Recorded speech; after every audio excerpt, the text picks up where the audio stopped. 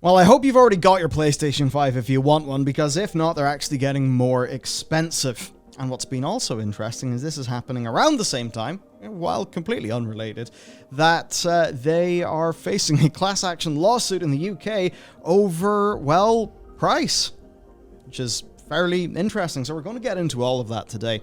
So the first thing is that Sony have increased the cost of the PlayStation 5, which is generally something that we don't see happen, but likely thanks to the strong dollar, if you're in America, well, you're okay. The rest of us, though, we all do get a price hike. So, yeah, it's either to do with the strong dollar or to do with the fact that America's the market that they feel like the Xbox kind of threatens them in a little bit more. That's also whereas true, they have it kind of on lock most places outside of Japan, but we'll maybe get into a little bit of that. But like Europe is fairly PlayStation dominated as far as I understand.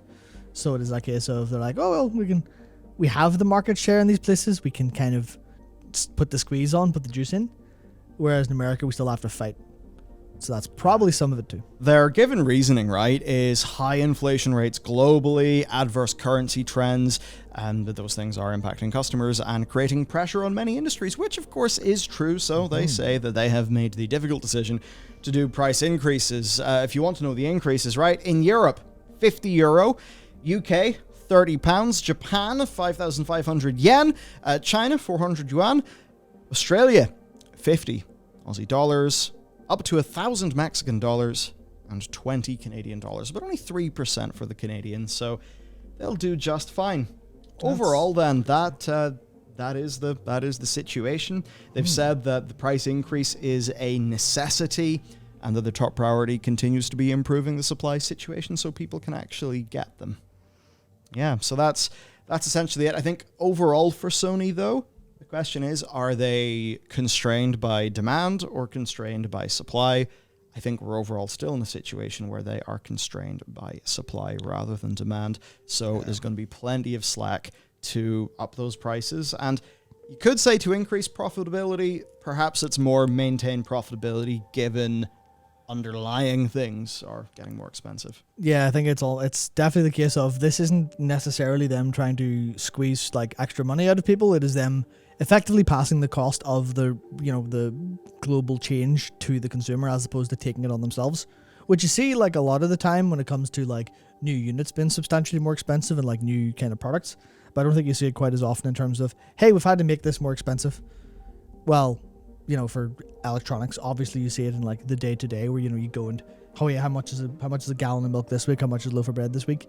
You see it there all the time, and like they're doing it here, which is kind of like, a lot of it is because they're constrained by supply. Because obviously if they're constrained by demand, if people are going, well, do I want a PS5? Is it good value? Then this would be, shooting themselves in the foot. But instead people are like, well, no, I want the premium PS5. I think that's where they kind of win here by avoiding the Series S kind of nomenclature of this is clearly like the budget option. Now they kind of go, well, it's the PS5, it's a premium. You can only get the one, and it's going to be more expensive. Now you're like, but it's where you get all your games. It's where you get the premium PlayStation experience. That's also a premium experience across movies and television and PC and soon mobile. Even though don't look at their TV shows or movies, not maybe going so well at the minute, but yeah. So overall, they can get away with it. They can. They don't have to absorb that cost. It's probably going to hit them a little bit, but overall, not that much. Probably still hit their targets. And yeah, it's a situation like scalping is still a problem, and basically if scalping is still a problem, then you definitely know that demand is the limiting factor, so they have all the room in the world to do something like this. Yeah, that's the fun part where like I don't know if we talked about this much whenever the scalping was absolutely rampant when they first launched, but that idea of just, well, if people are buying some scalpers for however many hundreds, why don't Sony just sell them for however many hundreds? And obviously there's a whole reason for that, but it's the kind of thing where it still stands. Like, yeah, of course, just turn the price up. What are you going to do? Oh, we've got more money for nothing. Okay, cool. Sweet. Yeah. And as well, by the way, if you thought that these were being sold at a loss, That was the case initially, but as of August 2021, this console has actually been sold at a profit, so expect that to continue. Yeah, this isn't a PS3 situation where they blew through all of their cash trying to get them into people's homes. Yeah, and I suppose insofar as cash goes, like Microsoft is the bigger company. If they really wanted to absorb a bigger cost, they could. Yep. Now, that said, this is not a completely unprecedented thing, because the Meta Quest 2 from Meta... right, or, the Oculus Quest 2, as you may have known it, that went up by £100. That was like a 25, maybe 33, whatever, % price increase, which is quite large. Yeah. And that is with, I believe, them having a new headset on the way relatively soon. Yeah, that's another case of, like, basically a more aggressive version of the same. And I think, if you're looking at it from the PR perspective, you don't want to be Sony and going, well, let's make a PR move that's... Well, okay, let's see. How did the last electronics massive price bump increase for consumer electronics in the video game realm? Oh, people were very happy about that, and no one shouted at Meta at all whatsoever. So I think it's a little bit interesting that they're like, we're happy to be considered in the same class as Meta of all companies. But again, that's like, that'll matter to the PR sphere, that'll matter to the likes of us and the likes of you and people who are kind of super in the industry and paying attention. But for the consumer, it's like, oh, what's that? An extra 50 quid for or 50 euro, whatever, 50 quid, $50 for my PS5. That's a bit grim. But then I assume they'll counter that with a load of kind of PS Plus deals. Because obviously PS Plus is so much stronger in offering now. And they can deeply discount to get users on board for the PS Extra and PS Premium. I imagine part of this is them going, okay, the price is going up, but consumers will get a same price, better value deal, even though they're actually paying slightly more for the PS5 itself. They'll instead of shipping like a bundle, say at Christmas with, hey, get, I guess, God of War and Last of Us Part 1 with your PS5 for $20,000 now. It'll be like, hey, get the PS5 digital edition, and it comes with God of War and then a year of PS Extra, which they get to say $120 value or $170 value, whatever it is. I know it's like a little higher than that. But that'll be like a massive kind of... The consumer who's going to the game store or to Amazon or whatever to buy the PS5 at Christmas, they'll be paying the same amount of money and getting probably a better deal overall. It'll just be like the distribution of that money will be more towards the PS5. At least that's what I think anyway. If you want a little bit of kind of how does this actually impact the end consumer analysis, that's what I imagine will happen. They can still play a value game, because remember, value does not equal cheap. Something can be premium priced but be a high value. Because of the first party games they've got, they still have that premium perception. So people will still think they're getting a good value. Again, remembering that value does not equal cheap. Yeah, as for Microsoft and Nintendo, no price increases. No. In spite of, for Nintendo, being mentioned that they're facing some part shortages and that kind of thing. The OLED model, not being as profitable. And a lot of things that just kind of are making people think that Switch Pro, which has never been confirmed, but has been rumored for a very long time, that it may be a little bit further out. Now, one thing that we do is we look through what the industry sort of analysts are saying.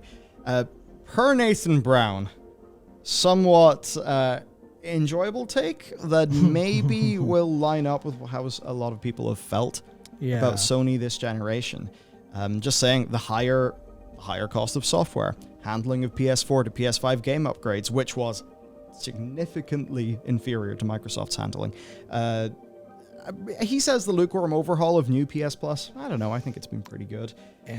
But overall, he said, felt designed around what would benefit Sony the most rather than its users. To hell with the optics. I think that's maybe a little overblown, but there is some truth to it. Yeah, it's like it's all about the game you play for consumers, and obviously Microsoft are playing the very upfront, no, we're going to do exactly what the consumer wants. Outside of the realm of actually make our games, because they haven't released any yet, basically, but Sony are playing the opposite game of, we do what we want, because they know they have that massive market that they don't need to care too much about, making the likes of us happy, because we'll be happy with decent enough games and go wherever we want. But they're kind of going for that, like I sort of say with the PlayStation movies and the PlayStation Studio stuff, they're very much going for we are the premium prime, everyone gets us. Oh, what's that? Oh, little Timmy got an Xbox for Christmas. Poor Timmy. His parents clearly don't love him. That's the kind of vibe they're going for here, I think.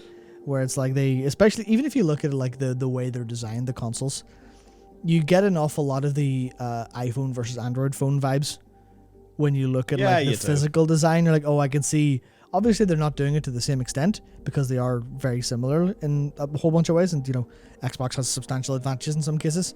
But you look and go, oh, you see what you're trying here.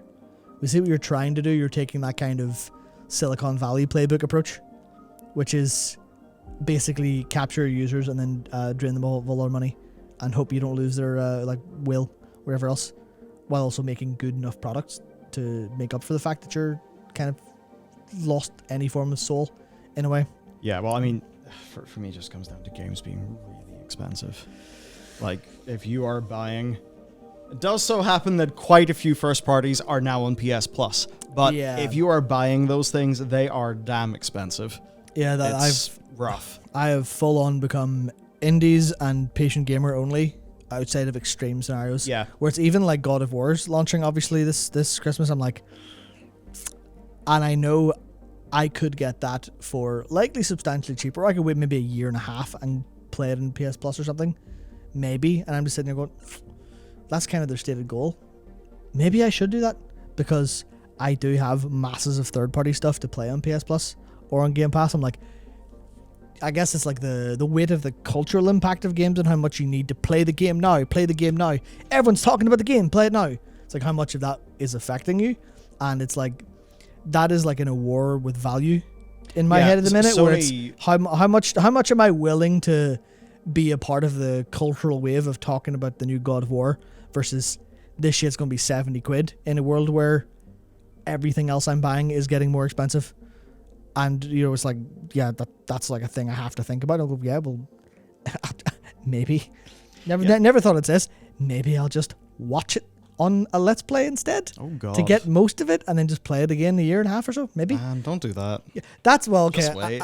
I definitely wouldn't. I definitely wouldn't, but it's where I'm like, I'm getting really uncomfortable with buying AAA games at launch in the current climate, especially because Saints Row is a great example of that, where I really, like, even though I know it's not received very well, I definitely want to play Saints Row because I like the Saints Row games.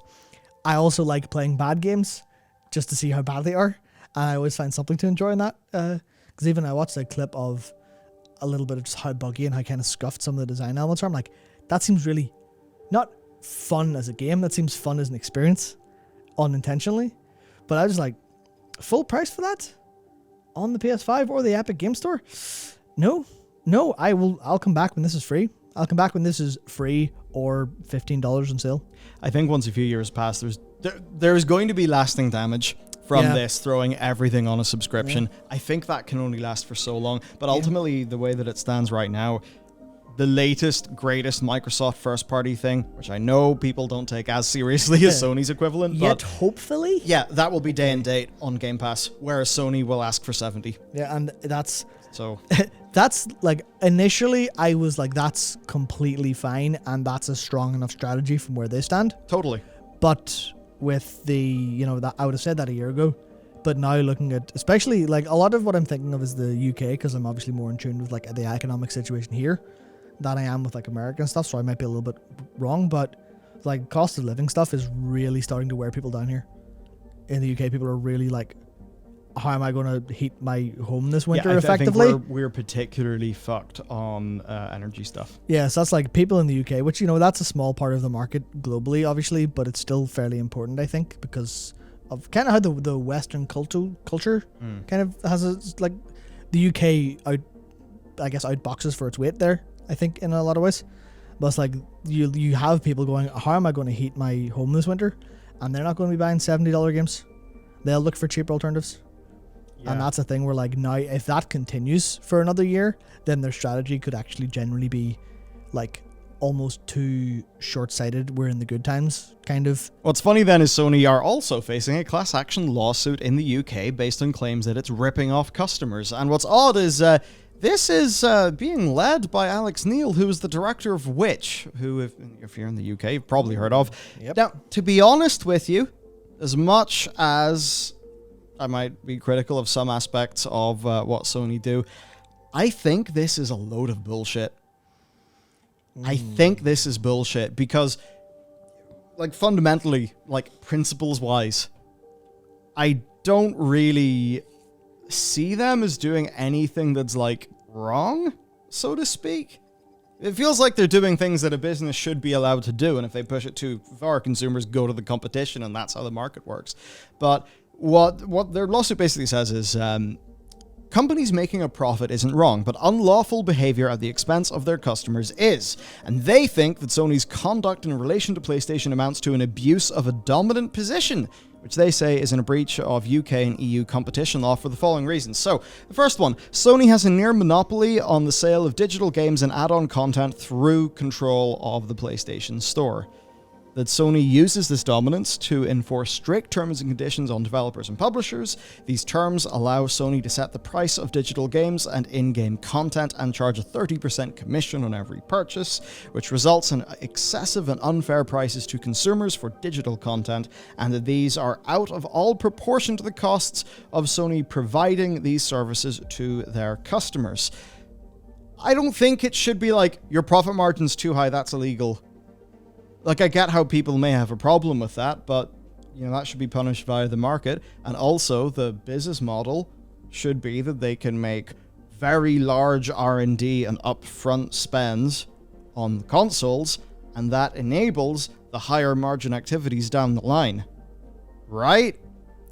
Yeah, but like, as I go through this, I just have issues. The business model of gaming has changed dramatically over recent years. The move from games sold physical discs to sold digitally has seen the introduction of in-game content where people must also pay to progress, unlock more features, or customize their experience to new characters or weapons. Games are now designed to incentivize players to spend as much as is possible, including children. I mean, within that umbrella, there's unreasonable stuff. There's also perfectly reasonable stuff. We believe customers are paying too much for these digital products, and they deserve to be treated better by Sony and compensated. Like, honestly, my opinion of that is like, okay, we would all rather have a good deal, but what the fuck do you actually mean? this is where we get into very interesting waters with how I think people are looking at the likes of high profit margins, especially very recently, where people are looking at, say, the profit from energy companies, and they're saying, well, was it SSE Electricity had like 1 point something bill in profit or something? And everyone's like, so you're saying you've made more profit than ever, and also the government's currently trying to figure out how people can heat their own homes with money. How can they get the money to heat their own homes? Something's clearly not working here. Clearly you're profiting and it's causing actual problems for people. And it's like, I think that obviously is very different to these are fucking video games. Clearly it's an optional purchase. Well, there's like two things there where it's, one is like there's an overall attitude towards the high profit margin stuff and the idea of a company going, well, people are buying it so we make all the money anyway. It's almost like people are, culturally there's this idea of like personal responsibility is kind of being thrown away. It's like, oh no, the company shouldn't be exploiting people here. And you're like, well, clearly people are choosing to be exploited by buying these games. And different to the way people would be exploited by, you know, choosing to heat their homes. That's a different story. But in this case, it's like, I feel like there's a cultural shift to the idea of people aren't actually able to make good decisions themselves, financially and otherwise. And thus it needs to be like almost like we've seen this happen for long enough, something needs to change. Even though you go, well, the principle is obviously, well, these people are choosing to buy these games. They don't have to if they don't want to. But it's like, will people choose to cause themselves suffering? Yes, well, an external hand needs to solve this. And that's what's like, this is clearly, you're making too much money off these people. You need to boil it down or pull it back because it's a little bit unfair. And I think that's like, I just disagree. I don't know if I fully agree with that. I definitely think that I'm a little bit mixed because obviously I understand the principles of, well, no, obviously that's completely optional. What are you on about? Yeah, but like at the in same my head, time, it's they're basically like, fuck away off from the market, please. yeah, but there's also like there's a level Yeah, of like, usually there's unintended consequences when you start being super heavy-handed. yeah, like at the same time there's a level of like I'd almost say societal pragmatism to it, where it's like, well, everyone's just going to wreck themselves off this, so everyone's going to make their own lives miserable because they can't avoid buying this stuff. So does there need to be something in place to kind of limit the harms of people's inability to make the right decisions and stuff like that? And that's like, I don't know where I particularly sit. I understand both kind of sides fairly well, which may sound a bit of a cop-out, but I'm generally like, I don't know. But the other part is like the fact that when you talk about the monopoly of it, and you go, well, it's clearly, like I said, not a monopoly because it's just games. Just don't buy them. What are you talking about? But there is like a massive cultural thing of like, I'm almost thinking back to like people being called, been bullied, being called defaults because they didn't afford Fortnite skins. And there's like a level of the culture is so deeply ingrained that you, especially as a family, like get a PS5 for your kid to play and enjoy and play Fortnite with his mates, stuff like that. It's like that stuff is getting really super culturally ingrained to the point of there's almost like I guess it's like the supernatural kind of effects of culture been super strong in this massive wave. You're like, they're profiting off all of that like societal trends and waves. Is the market not doing its job? Because Sony are going in here with a very different business model to Microsoft. Microsoft's business model is offering consumers, generally, if you're spending X amount of pounds in video games, Xbox will almost certainly go further. And in being so aggressive with Game Pass, they've now forced Sony in a position where they have to do the new PS Plus. As Sony puts more in the new PS Plus, Microsoft are going to feel like they have to, push more into Game Pass. Is this just not the market working as intended, delivering more value for customers? Because as much as a new video game might cost £70, the amount of video game that you can get per unit of currency, surely it is higher now than it just about ever has been because of these two subscription services. Compare it to when we were young. Yeah, bought a game that was that. Yeah, but it would literally be impossible to have access to a similar amount of games with a similar amount of money. Yeah. Even taking inflation into account. Yeah. So with this, it's okay. I mean, I feel God of War is probably going to be pretty pricey, and that's going to sting, but you can wait and buy it later, or you can wait and get it when it gets rolled into the subscription thing, or you can buy it in PC a year or two down the line. Is this almost advocating for pseudo government price controls? And I don't get it. I think it a little bit kind of is, in the sense that, because obviously, but there's this thing where you kind of go, well, is this actually fair? And then you look at who's doing it, and it's Alex Neil, director of Witch, and that's obviously, Witch is a consumer advocacy group. I believe that's what they technically are, but they provide a lot of, this is the best for the consumer. So it's almost like they're going to push harder than they need to. Yeah. They're going to go, well, this isn't good enough for us. And then you build your fallback, almost in the sense of when you're throwing a punch, you don't aim to hit your target, you aim to hit past your target. You aim for through it because that's where all the force will go and it'll be transferred through and stuff. So it's like that kind of, well, if we say this is complete and utter bullshit, even though it's not, then our point will be kind of dilute that in terms of how Sony pushed back or the industry pushed back. And then maybe we'll get to, instead of 30% is bullshit, this should be all free for everyone, we get into some point where they say, okay, maybe we'll take 20 instead of 30. Not that would happen, but it's almost like maybe that's the idea from this perspective, where they're going super hard, but it does kind of make their argument a bit kind of pointless and kind of shitty. But at the same time, it's like the consumer perspective of being ripped off and someone making a load of profit off your thing is just there. But you're not being ripped off. You're getting exactly what was sold for a quantity of money. To say it was ripped off would mean the product was deceptively priced. Now, if people want to talk about the whole situation with Horizon Forbidden West, where you could very easily buy the incorrect version and be out a tenner, that's bullshit. That is where I think you could really hit Sony. The overall point they're trying to say here is that Sony have digital, right? They're not letting people sell a digital game in a store, so you either buy a physical game or you buy a currency card, and that apparently is a big problem. But I mean, do Sony have to allow that? I don't really see a reason why they would have to, and if they had to, then I mean, what about digital or rentals that are digital, iTunes gift cards and shit? It just seems like there's no solid principle that would be applied here that I think would make a lot of sense in other places, even though kind of on principle they are the same. Yeah, that's why I think it's a little bit irrational, but I think that especially and this is a whole big statement on culture and how society is moving, but rationality is definitely dying very, very, very quickly, as opposed to the emotional reality of the experience. And that's where it's like, they're making the prices are out of proportion to the cost of Sony providing these services to its customers, is 0.5 made there, one of the reasons. But that obviously that misses the point, like you were saying, about like high R&D costs and all that stuff of, yeah, well, they have to spend the money to make the console. That is not literally part of the cost to Sony, like in terms of the direct service provided, but it also is, because how do you think they afforded that? Yeah.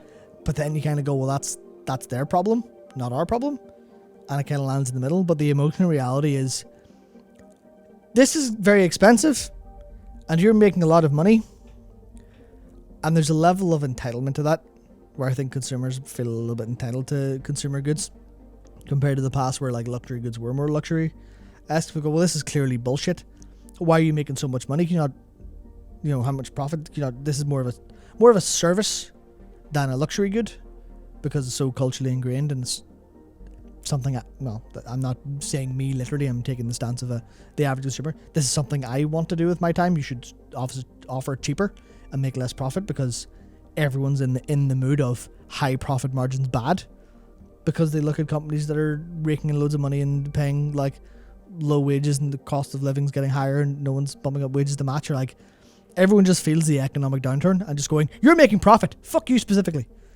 And that's one of like the irrational parts of why I could say, because I don't think, obviously, if Alex Neil's running Witch, he's not going to be going, yeah, let's absolutely do this with no one spoke to me about PlayStation. I'm just making this up and suggesting it myself. This will be a case of, oh no, everyone's like, people sent messages in or whatever else, or letters, or express their concern to Witch, and then they've done a bit of research and went, hang on, actually, this is a little bit scuffed in a way that has been communicated to us through people and the lived experiences of consumers, because they're going to advocate for consumers, not for good market principles, which is kind of one of the problems, especially in like the short term, where obviously Witch wants a win for everyone. Yeah, I'm fairly sure this is just a red herring that'll go nowhere. Yeah, it will go. Yeah, absolutely. This is basically all pointless outside of a good place to talk about the economics and how games actually work and how etc. etc. etc. Because I can't imagine anyone in any court would look at that and go, yeah, you're right, high profit margin's bad. Sony, cut your prices. That won't happen. That won't happen at all. Never. Unless something goes really wrong with the courts. That's like, Sony, let there be a secondary market for digital game keys. I mean, that's the full thing is literally, if they like, you could definitely argue, and this is bullshit because Steam don't need to do it. They do it because it's part of like their value that they provide, and it works for them really well. But like, all it takes is Sony to go, hey, developers, do you want to make keys for free and sell them wherever you want? And everything will be funneled through our platform, and we're happy to eat that loss. Sure. And then you see Fanatical or GMG or whatever start to sell PlayStation games. Then that would probably go away to alleviate the fear of every single cent that's spent on a PlayStation goes to Sony, that's the point of them owning a platform. But I think it's more that would alleviate the fear, but they'll never do it, because then all the money wouldn't go to them.